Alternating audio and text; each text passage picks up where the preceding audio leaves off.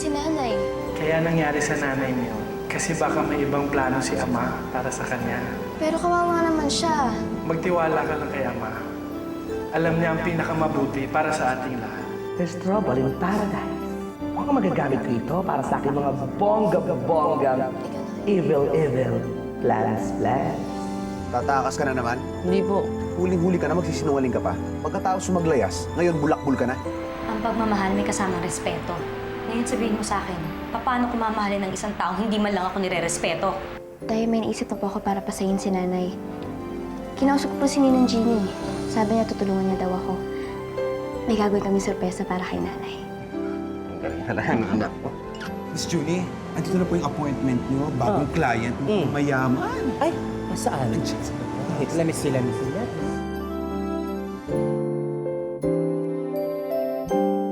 Oh, go inside. Ako, I love your hair color, ma'am, no?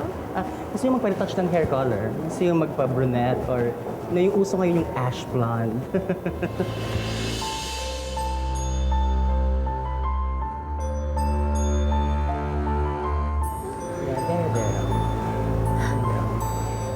Pagkakataon na po kayo, I love you, staff, for a very short.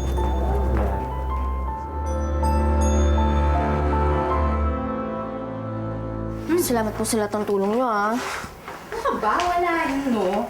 Mabuti nga ito eh. Para naman makita ng nanay mo na kahit pa paano, suportado pa rin siya ng mga kaibigan niya. Pero nang alam niyo, parang okay na si nanay. Kanina nga pumasok na siya sa parlor, eh. Talaga? Eh di good!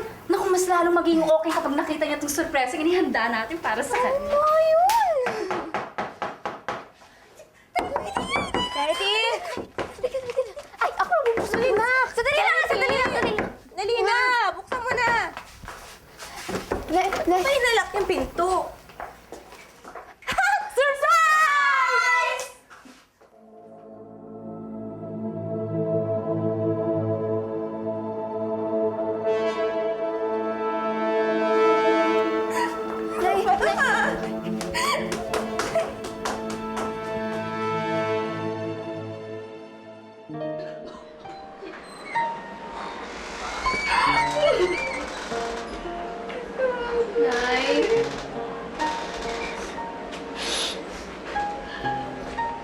Sorry na. Kaya ko lang naman pinapunto yung mga kaibigan mo kasi gusto ko na surprisahin, eh. Kasi palagi ka nalang malungkot. Gusto na kita maging masaya. Gusto mo akong maging masaya? Kaya pinapunta mo lahat ng kaibigan ko dito para pahiyain ako? Yan ang gusto mo? Gusto mo makita na yan ang pangit-pangit ko na ngayon? Gusto mo pandiriyanin ako? Sorry na. Ano sorry? Nakalalang mo to eh! Hindi ka nag-iisip! Nay! Ano mo na sa mo? Sorry na! Tumigil ka! Tumigil ka na! Ko, paano mo ginawa sa akin to? Bakit mo ginagawa sa akin to? Kasalanan mo to eh! Hindi ka nag-iisip! Lumabas ka na! Lumabas ka! Kumagulay ako nakita mo nga mo! Ay!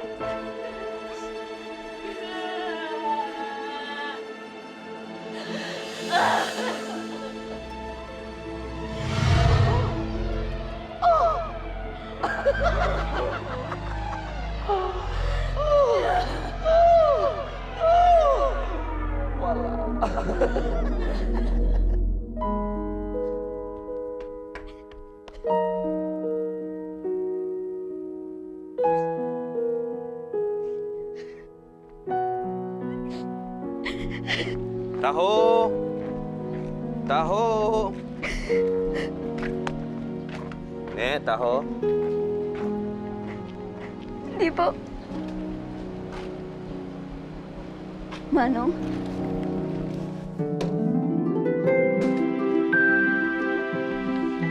Bakit naman ganun? Bakit niya ako sinaktan? Gusto ko na naman siya maging masaya eh, pero mas lalo pa siya nagalit sa akin. Pagpasensyahan mo na lang siya. Bakit ba kasi hindi na siya pagalingin ni Ama? Lagi naman ako nagdadasal eh. Bakit hanggang ngayon hindi pa rin siya gumagaling?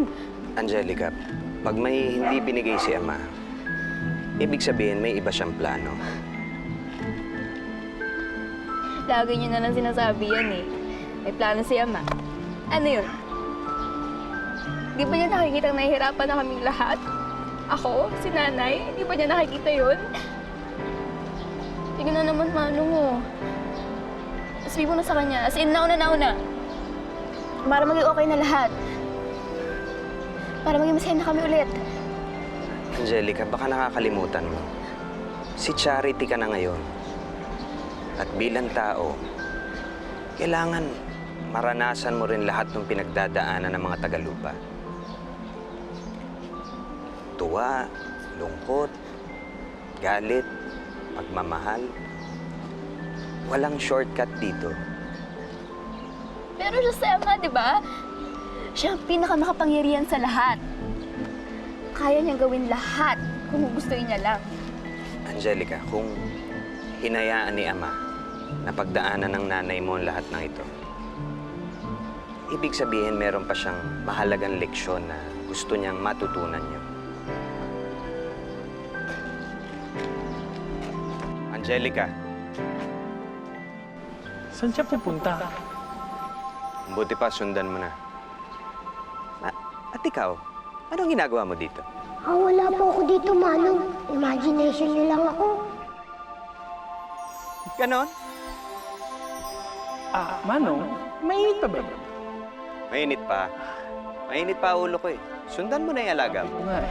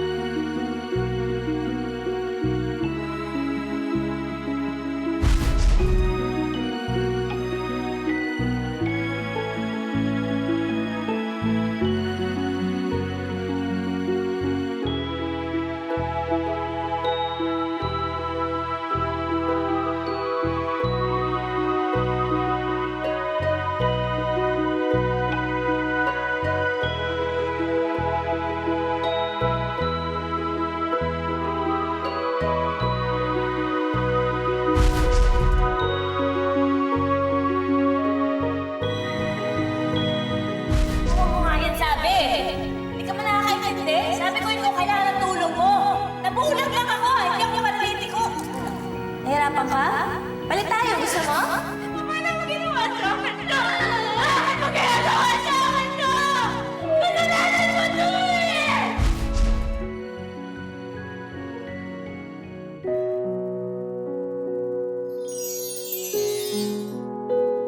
Huwag ka na malungkot, Angelica.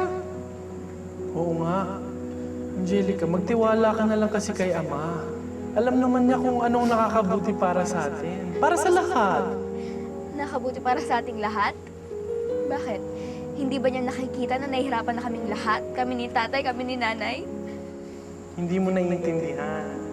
Ako hindi niyo naiintindihan. Ang gusto ko lang naman, bumalik lahat sa dati. Gusto ko maging masaya kami ulit. Gusto ko mahalin ako ulit ni nanay. Bakit ba hindi niya magawang bigay sa akin yun? Angelica, Angelica! Kitang-kita ko your devilness. Pinagkakampas siya ng nanay niya na ganito. Tapos sinabunutan siya ng ganyan. Buti nga. Actually, wala na ako masyadong ginawa. Dahil siya na mismo ang gumagawa ng sarili niyang kapalpakan. May pagkatangi ang batang si Charity. As a matter of fact, nagtataka nga ako bakit wala ka challenge ang ibigay niyo sa aking anghel. Nabubor ako. Huwag kang masyadong mayabang, Aru. Ilang beses ka na bang pumalpak sa pagdispatcha sa batang man? Well, hindi na mauulit yun. Practice lang yun. Tulad ng kasabihan, practice makes perfect. May suspecha ako na may papel na gagampanan ang batang yan sa malaking laban. Ay may Anghel de la Guardia. Sinisiguro ng panig natin na ang bawat anghel ay may katapat. Kung kaya't sa bawat guardian angel na gumagabay sa mga tao, may mga demonyo ring bumubulong para iligaw sila ng landas. Nagwawagi na ang mga demonyo dahil sa mas pinakikinggan tayo ng mga tao. Sawang-sawa na sila sa mga pangako ng kabilang panig na hindi naman nila tinutupad. Mas maraming mga kaluluwa ang naaangkin natin. Kaya dapat lang na dispatsahin mo na ang batang yan, Aru, nang maituon na natin ang pansin sa mga mas malalaking laban na magaganap. Gamitin mo ito. Ano ito? Ipainom mo yan sa bata nang tuluyan na siyang mawala sa landas natin. Hangga!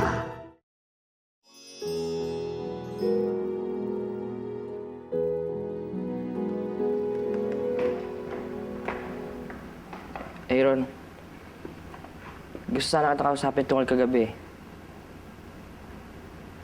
Nahuli ako yung daddy kagabi dahil sinundan kita. Ngayon ako pinagalitan. So ano, dapat magpasalamat ako sa'yo. Kasi may pahuli. Mali kasi yung ginawa mo. Pwede ka magpaalam kung gusto mo umalis eh. Nagsalita. Nag-less ka rin dati, di ba? At least ako, tingnan mo, bumabalik ako. Kaya nga sinasabi ko sa'yo to. Dahil natutunan ko na leksyon ko. Humingi ba ako sa'yo ng advice? Hindi naman, di ba? Kaya pwede ba, iwanan mo na ako. Huwag mo na akong pakialaman.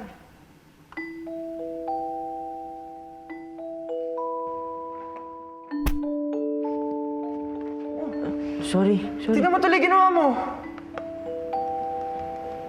Hindi ka mo sinasadya eh. Di ba sinabi ko, iwan mo na ako? Kapag nasira to, kasalanan mo.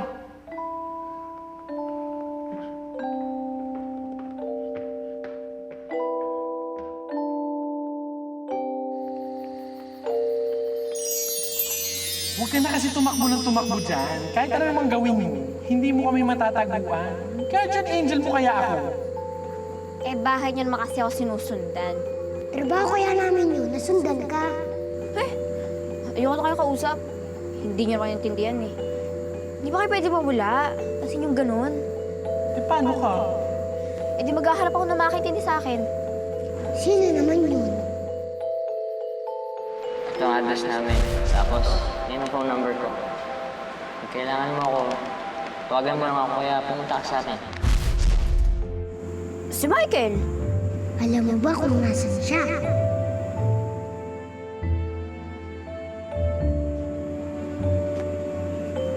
Wala eh. Ito ba yun?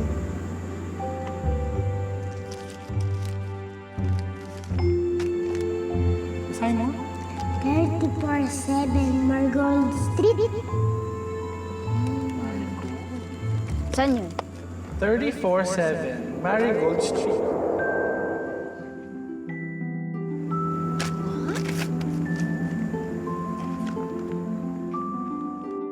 So ngayon, pwede na kayo mawala. Yun ba talaga ang gusto mo? Oo.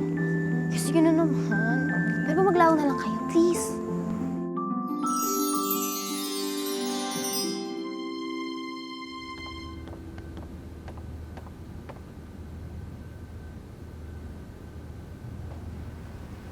Michael, ano sinabi ni Aaron sinira mo iPad niya? Hindi ko naman sinasadya, Dad eh. Eh paano? Tanga ka. Nakikialam ka ng gamit na hindi iyo. Sorry na, Dad.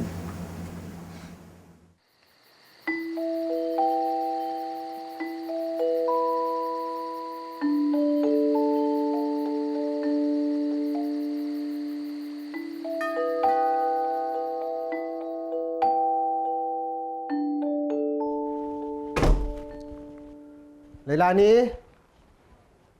Charity? Charity? Leilani? Sa kanya ka mag-sorry. Sir, may naghahanap po kay Michael sa labas. Sino raw? Charity daw po. Si Charity? Michael! Hoy!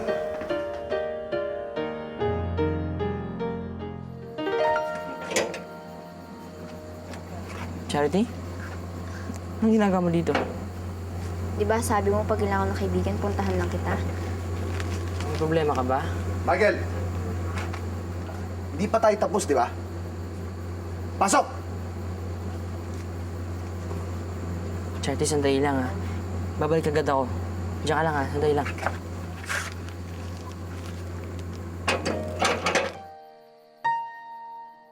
Leilani? Charity? Charity?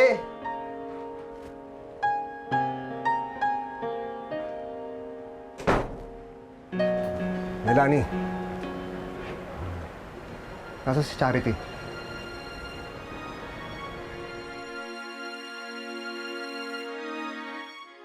Sa susunod, pag kinakausap kita, huwag kang aalis. May kaibigan po kasi ako naghihintay sa... Wala akong pakialam. Dito ka lang pag kinakausap ka. Sorry ka kay Aaron. Mag-sorry ka!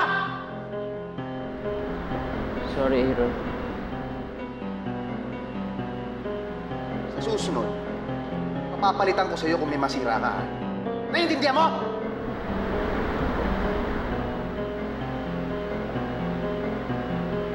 Ano nangyayari dito? Nagsasabihan ko lang tong si Michael. Nakialaman kasi yung iPad ni Aaron nasira tuloy. Anak, totoo ba yun? Hindi ko po sinasadya eh. Oh, hindi naman pala sinasadya. Nag-sorry na siya kay Aaron. Nagsasabihan ko nga silang dalawa na dapat hindi nag-aaway. Anak, tama ang daddy ninyo. Dapat talaga magkasundo kayong dalawa kasi magkasama kayo sa isang bahay.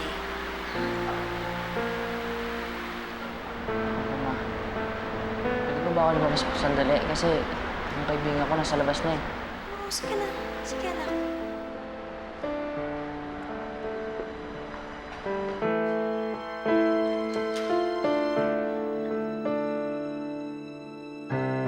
Nasaan si Charity? Ewan ko, baka nandyan sa labas. Pagkalam ko meron siyang pinlanong party para sa'yo. Nasaan yung mga bisita mo? Uuwian na. Parang wala namang gumalaw doon sa pagkain. Tapos na party.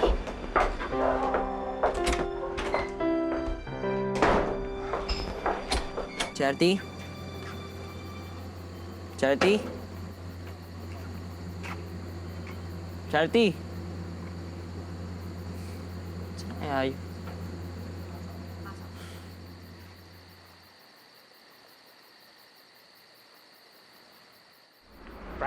Ano, hindi ka rin tinulungan ni Michael? Angelica, pwede ba? Umuwi ka na. Mamay nahanap ka na ng tatay at nanay mo. Ang kukulit mo naman eh. Bakit ba kasi kayo bumalik, ha? Hindi ka kasi namin pwede pabayaan. Kita mo naman yung gabi, napakadelikado na to sa mga bulinggit katulad mo. Kaya pwede ba? Umuwi ka na. Pabayaan niyo na nga ako.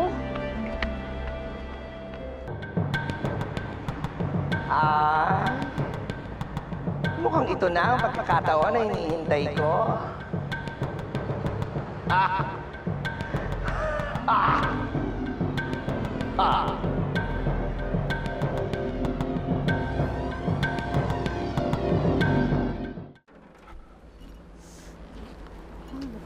Ay, Norma, nakita niyo ba si Charity?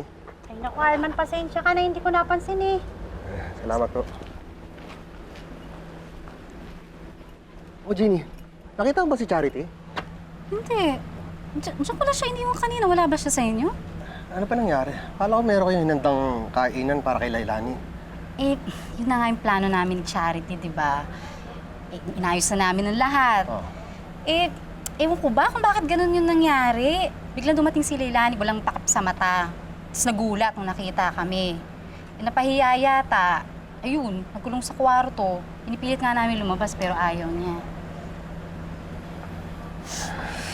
Saan nga napunta si Charity? Eh, hindi ko talaga alam eh. Diyan ko lang talaga siya iniwan kanina. Sabi niya kasi, siya na yung bahala kay Leilani. Salamat, ha. Sige. Charity? Anong ginagawa mo dito? Di ba sabi mo pag kailangan ng kaibigan, puntahan lang kita? Problema ka ba? Michael, di pa tayo tapos, di ba? Pasok! Charity, sandali lang ah. Babalik agad ako. Saan na kaya yun?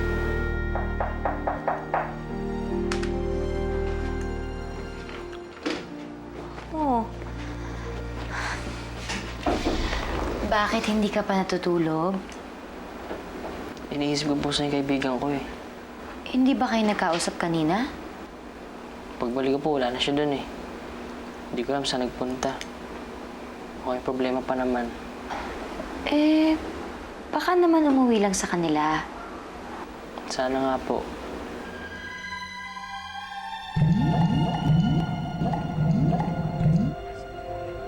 Sa malamig! Sa malamig! O bata, sa malamig gusto mo? Hindi na po. Wala po siyang pera eh. Hindi po ah. Okay lang yun, Iha. Libre ko na lang to sa'yo. Total, malapit namang maubos ang tinda ko. Talaga po? Oo! Sige na!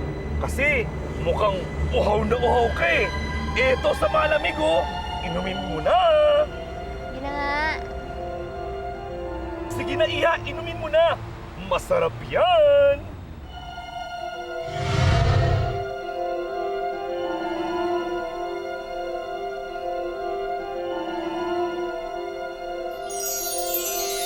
Bilang guardian angel ni Angelica, hindi mo dapat pinayagang paalisin ka ron.